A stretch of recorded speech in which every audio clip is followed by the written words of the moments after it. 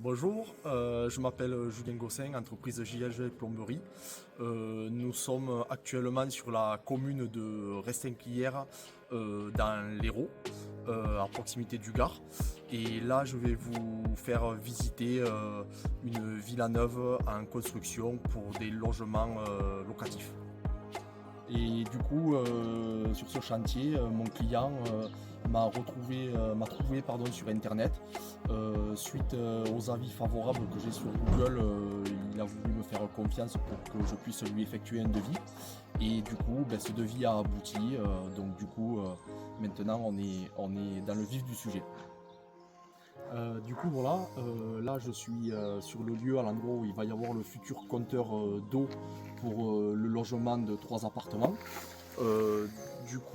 Nous avons tiré au préalable déjà toutes les alimentations d'eau en tranchée qui vont distribuer chaque appartement au nombre de 3. Donc maintenant on va aller rendre visite à l'intérieur des appartements pour vous montrer le travail. Voilà, du coup maintenant nous sommes dans l'habitation.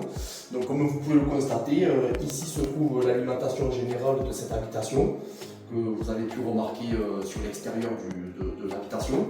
Donc nous sommes passés, le tube arrive dans le vide sanitaire sous cette dalle. On remonte ici. Ici il va y avoir un système de vanne avec réducteur de pression pour réduire la pression de l'installation. Et nous allons avoir toute la distribution de la maison en eau froide et en eau chaude. Donc là, comme vous pouvez le constater, c'est une eau froide pour un robinet extérieur et eau froide, eau chaude pour la future cuisine qui se trouve sur une pièce de derrière. Nous allons installer des collecteurs sanitaires qui se trouvent comme ceci. Voilà. Et là-dessus, il va y avoir une vanne d'arrêt sur chaque départ. Et une fois l'installation terminée, on repérera chaque départ pour savoir à quoi correspond chaque alimentation. Voilà, et puis également à ce niveau-là, qui va être dans le futur un placard, il va y avoir un chauffe-eau installé sur trépied, un chauffe-eau de 200 litres, qui va être installé exactement à cette zone technique. Voilà, une autre petite parenthèse, j'ai Adrien, mon salarié qui vient d'arriver sur le chantier, et du coup je vais lui laisser le soin de vous présenter la future salle de bain. Très bien. Alors comme on peut voir, ici nous avons implanté l'alimentation d'eau chaude et d'eau froide pour le futur lavabo qui se trouvera par ici. Et enfin l'alcôve pour la douche avec une superbe platine Starfix qui nous permet de fixer nos mitigeurs parfaitement de niveau, complètement droit, et ainsi que les évacuations qu'on voit pour les écoulements de la douche et du lavabo. Voilà, une petite salle de bain mais qui nécessite quand même pas mal de travail.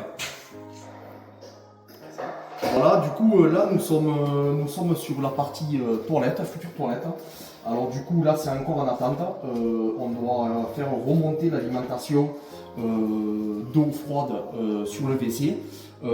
Du coup je mets en place à mes salariés sur un système d'application toutes les cotes et les dimensions des sanitaires. Donc grâce à ça ils vont pouvoir faire sortir l'alimentation d'eau exactement au bon endroit.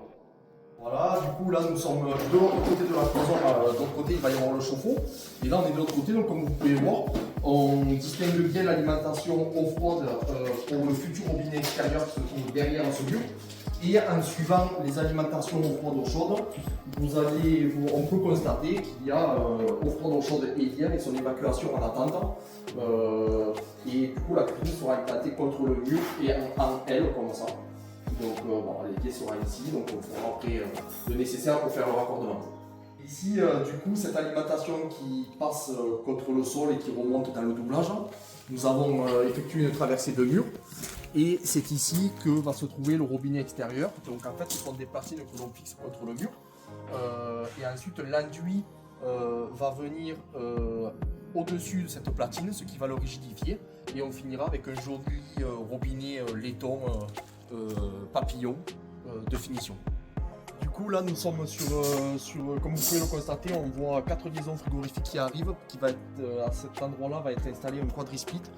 Donc moi je pars sur la marque Mitsubishi parce que j'ai l'habitude de travailler cette marque et qui est très compétitive et agréable à travailler. Et du coup je vais vous montrer maintenant à l'intérieur comment arrivent les alimentations. Donc là, comme vous pouvez le constater, il y a une première liaison frigorifique qui arrive pour un premier split qui va être installé ici, qui va permettre de refroidir et réchauffer cette pièce-là. Donc j'ai fait une étude de dimensionnement pour la puissance de ce split-là. Ensuite, nous avons également une unité intérieure qui va se trouver dans la chambre. Voilà, donc pareil, dimensionné en conséquence de la superficie, du volume de la maison. Et la deuxième chambre, du coup, donc ça sera la même puissance, ça sera du 1,5 kg.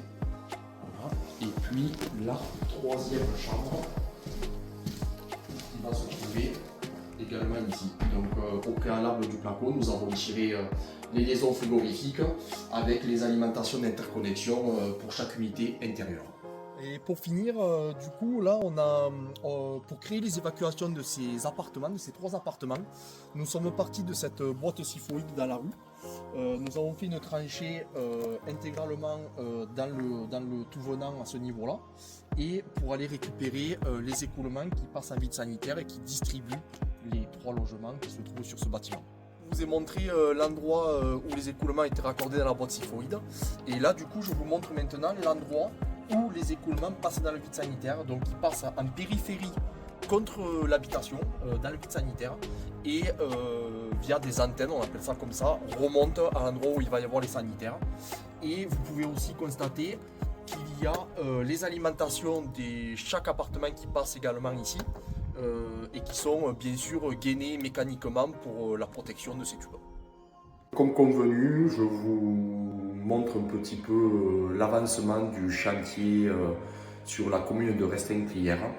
Voilà, donc du coup l'appartement est bien avancé. Le carrelage a été effectué par le carreleur. Et nous, au préalable, nous avons effectué une chape béton pour pouvoir réceptionner notre receveur de douche que nous allons installer dans la journée.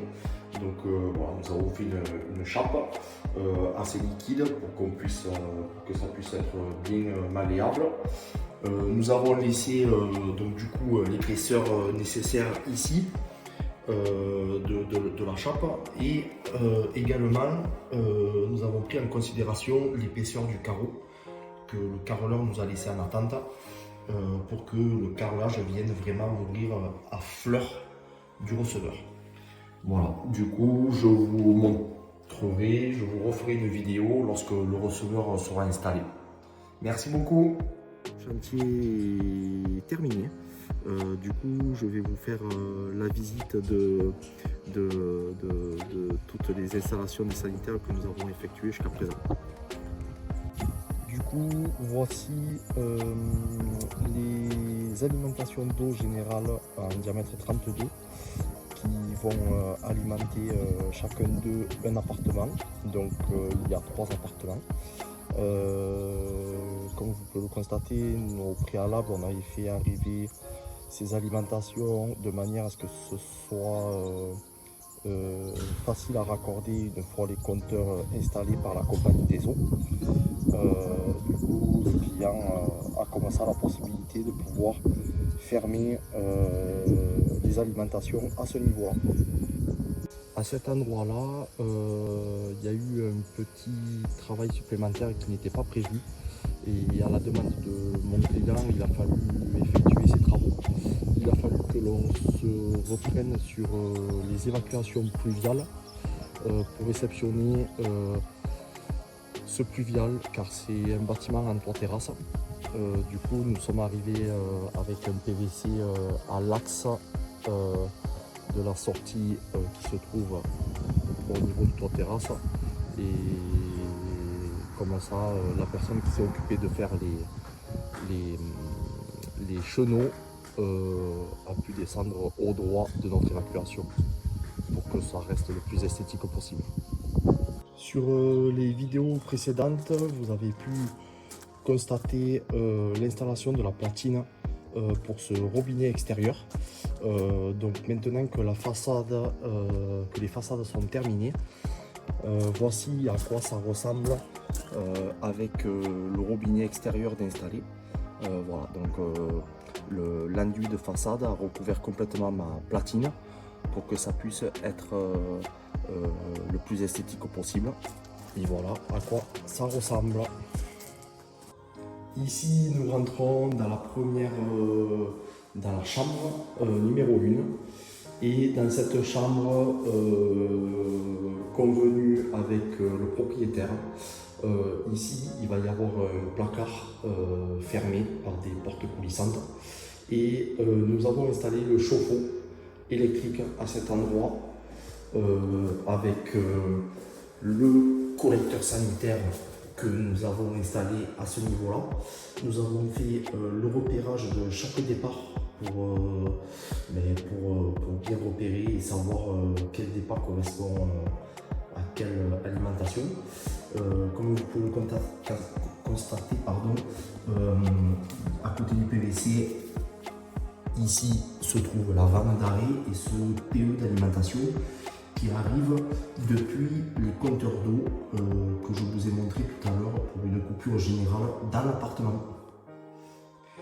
Ici, on rentre dans la salle de bain, voilà, le propriétaire a souhaité installer des meubles suspendus de 80 cm avec un miroir et une LED qui est commandé par l'interrupteur.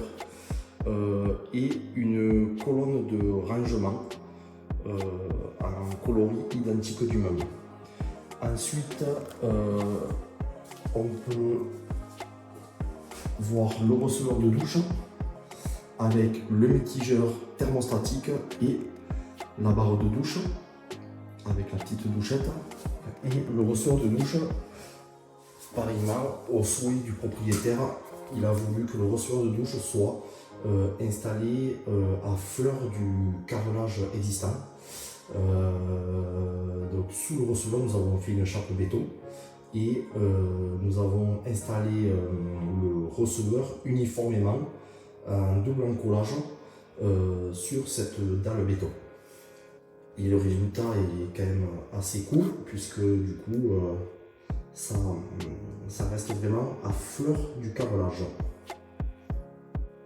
Ici, on se trouve dans la pièce à vivre avec une cuisine intégrée avec un petit système de bar, un mitigeur évier avec une cuve avec égouttoir. Et